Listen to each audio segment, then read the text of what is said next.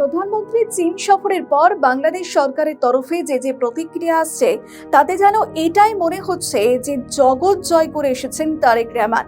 সংসদের অভ্যন্তরেও এমন আলোচনা চলছে। বাংলাদেশ চীনের সম্পর্ক অনেক উচ্চতায় পৌঁছে দেবে এই সফর বলে অনেকে মনে করছেন, কিন্তু বাস্তবিক ক্ষেত্রে কি তাই?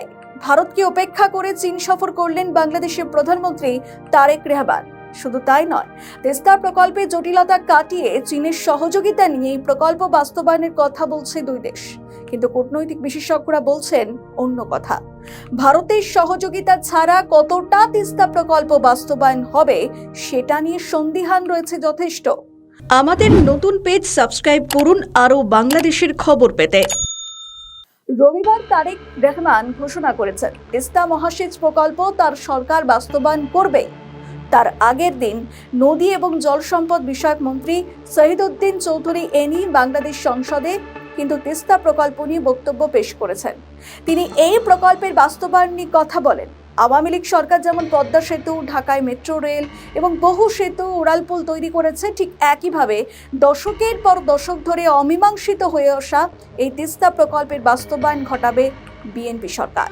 এখন এই বিষয়ে যৌথ ঘোষণাপত্র ভারত, চীন ও বাংলাদেশের তারেক রহমান সরকার জারি করে জানিয়ে দিয়েছে চীন এই প্রকল্পের কারিগরি সহযোগিতা করবে, তবে এটির জন্য যে প্রয়োজনীয় অর্থনৈতিক সহযোগিতা সেটা যৌথ বিবৃতিতে নেই। তবে চীন যে তিস্তা প্রকল্প নিয়ে কাজ করবে সেখান থেকে ভারতের চিকেন স্নেক কিন্তু বেশি দূরে নয়, ফলে সেখান থেকে সরাসরি নজর রাখতে পারবে তারা। ফলে ভারতের উদ্বেগ ঠিক এই জায়গাটাতেই। তবে চীন ও বাংলাদেশের সম্পর্কই প্রথম নয়, এটা ধারাবাহিকতা এর আগেও দেখা গিয়েছে।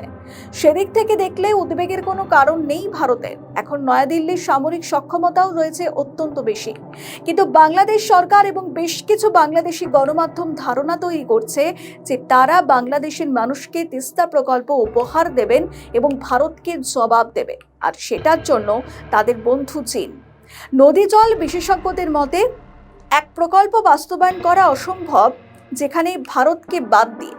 ভারত সরকার যদি এই বিষয়ে সহযোগিতার হাত বাড়িয়ে না দেয় তাহলে চীন ওই প্রকল্প নিয়ে এগোবে না। অর্থাৎ তিস্তা নিয়ে একটি জল চুক্তি ভারতের সঙ্গে হতেই হবে এবং যে জল চুক্তিতে লেখা থাকবে কোন সময় ভারত কতটা জল বাংলাদেশকে দিতে পারবে।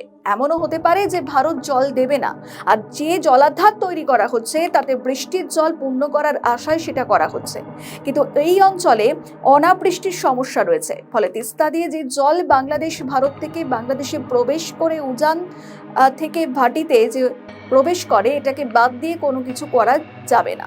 এটা বিবেচনায় নিতে গেলে ভারতের সঙ্গে বোঝাপড়া করতে হবে। 2012 সালে যে চুক্তিটা স্বাক্ষরিত হওয়ার আগের মুহূর্তে বাতিল হয়ে গিয়েছিল সেটা তৃণমূল সরকার আপত্তি তুলেছিল, কিন্তু পরবর্তীকালে বাংলাদেশের এবং ভারতের বিশেষজ্ঞদের বৈঠকেও সেটা দেখানো হয়েছিল। তিস্তার সঙ্গে অন্য নদীগুলির মৌলিক কিন্তু ফারাক রয়েছে। তারেক রহমান এই প্রকল্প নিয়ে বা বিএনপি প্রকল্প নিয়ে যেভাবে চীনের গুণগান গাইছে বিষয়টা কিন্তু এতটা সহজ নয়, বরং ভারতের সঙ্গে এই বিষয় সংঘাতের পথ এড়িয়ে একটা বোঝাপড়ার রাস্তা তৈরি করাটাই বাস্তবসম্মত কূটনৈতিক পদক্ষেপ বলে মনে করা হচ্ছে, যেটা বাংলাদেশের তরফে হচ্ছে না। ফলে এর ফল পরে ভুগতে হতে পারে বলে অনেকে মনে করছেন। আমাদের ভিডিও ভালো লাগলে লাইক ও শেয়ার করুন, কমেন্ট সেকশনে আপনাদের মতামত জানান। আরও ভিডিও পেতে আমাদের চ্যানেলটিকে সাবস্ক্রাইব করুন এবং প্রতি মুহূর্তে খবরের আপডেট পেতে প্রেস করুন বেল আইকন। একদিকে দেশে ফেরার বার্তা দিচ্ছেন শেখ হাসিনা, বলছেন এবছরের মধ্যেই তিনি দেশে ফিরবেন। ঠিক অন্যদিকে চীনের সঙ্গে ঘনিষ্ঠতা বাড়িয়ে তিস্তা প্রকল্পের বাস্তবায়ন করতে চাইছে তারেক রহমানের দেশ। এদিক থেকে ভারতের সঙ্গে দূরত্ব বাড়িয়ে ফেলছে পদ্মা পার, কিন্তু শুধুমাত্র ভারতের সঙ্গে দূরত্ব বাড়িয়ে ফেলছে ঢাকা তাই নয়, খানিকটা অসন্তুষ্ট ট্রাম্পের দেশও। ফলে এখন ভারতকে একেবারে হাতে রাখতে চাইছে ওয়াশিংটন। আমাদের নতুন পেজ সাবস্ক্রাইব করুন আরও বাংলাদেশের খবর পেতে। শুরুটা হয়েছিল 2025 সালের ফেব্রুয়ারি থেকে। দ্বিতীয়বার ক্ষমতার মসনাদে বসে ডোনাল্ড ট্রাম্প বৈঠক করেছিলেন ভারতের প্রধানমন্ত্রী নরেন্দ্র মোদীর সঙ্গে। এরপর সংবাদ সম্মেলনে তিনি সরাসরি বাংলাদেশের বিষয়টি ছেড়ে দেন প্রধানমন্ত্রী নরেন্দ্র মোদীর ওপর।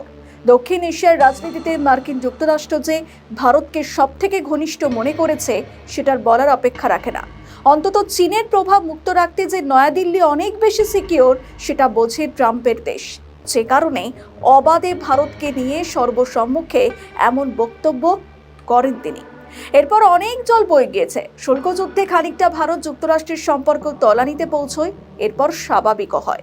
এদিকে ভারতে মার্কিন রাষ্ট্রদূত হিসাবে সার্জিও গোরকে পাঠানো একটি কূটনৈতিক বার্তা বহন করে, সেটার নতুন করে বলার কিছু নেই, কারণ তাকে দক্ষিণ ও মধ্য এশিয়ার বিশেষ দূতেরও দায়িত্ব দিয়েছে যুক্তরাষ্ট্র।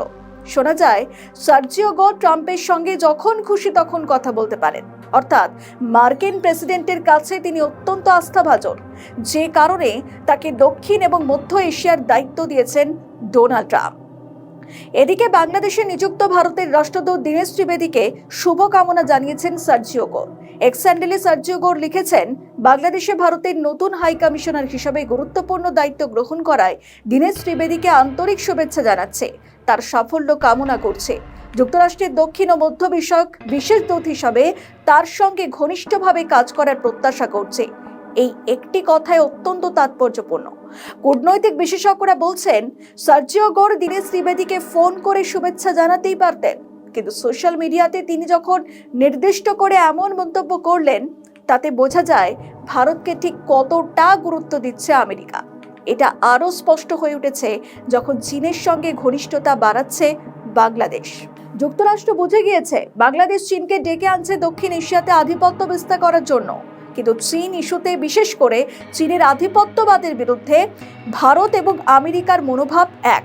ফলে মার্কিন যুক্তরাষ্ট্র স্পষ্ট করে দিচ্ছে, ইন্দো প্রশান্ত মহাসাগরীয় অঞ্চলে চীনের প্রভাব একদিকে যেমন সহ্য করবে না, সেরকমই ভারতের নেতৃত্বে চীনের প্রভাব ঠেকাতে এই পুরো অঞ্চলকে ভারতের সহযোগিতায় দেখতে চায় যুক্তরাষ্ট্র। এমনকি সার্জিও গোর একটি সাক্ষাৎকারে বলেছেন, মোদি এবং ট্রাম্পের নেতৃত্বের ধরন অনেক মিল। এই দুই নেতাই বাস্তবিক ক্ষেত্রে কাজ করে ফলাফল দেখিয়ে দেওয়াতে বিশ্বাস করে। এই বার্তাগুলো এখন খুবই পরিষ্কার। বাংলাদেশের বিষয় শুধু নয়, গোটা দক্ষিণ এশিয়ার বিষয়ে ভারতের কথাই মেনে চলবে মার্কিন যুক্তরাষ্ট্র। আর সেটা আদেও কি বুঝতে পারছে বাংলাদেশ? তার উপর শেখ হাসিনার এবছরের মধ্যেই দেশে ফেরার আত্মবিশ্বাসী বক্তব্য অনেকেই দুয়ে দুয়ে চার করার চেষ্টা করছেন। আমাদের ভিডিও ভালো লাগলে লাইক ও শেয়ার করুন, কমেন্ট সেকশনে আপনাদের মতামত জানান। আরও ভিডিও পেতে আমাদের চ্যানেলটিকে সাবস্ক্রাইব করুন এবং প্রতি মুহূর্তে খবরের আপডেট পেতে প্রেস করুন বেল আইকন।